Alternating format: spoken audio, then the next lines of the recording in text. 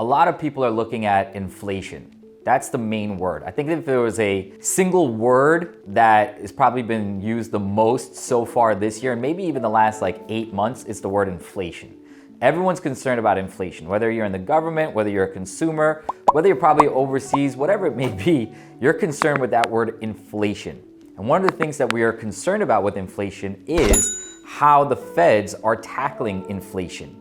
So we realize that because of it, the feds have been raising interest rates to lower inflation. One of the things that we talked about in one of my videos was the fact that as the feds are raising interest rates, a lot of that doesn't take effect in terms of changing the market for at least 6 to 8 months. Now, what's one of the main things that the Fed looks at when they're making these decisions? They're looking at CPI, the Consumer Price Index. One of the major components of that is shelter costs. And what we're talking about when we say shelter costs, it's rents, mortgages, those costs for housing that the consumer has to pay. So it actually consists of almost 43% of what CPI is. Now here's the problem. The data for that is lagging behind. So now when you really look at it, as we see over the last year, the shelter costs have actually been going down, and that means that it's a great indicator that as that is going down, those costs are going down, CPI will start to come down as well. Now, I don't have a crystal ball. I can't say that it's going to come down tremendously, that feds are going to stop raising rates a month or two from now. But what I can say is this: it is headed in the right direction.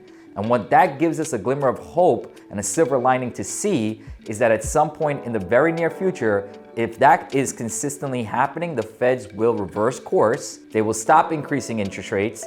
And if it goes even better in the right direction, they will actually start to lower interest rates. The other part about that is them lowering interest rates relieves a lot of the stress that's in the banking department right now, and then you won't see so many banks starting to fail or have issues or need to be bailed out.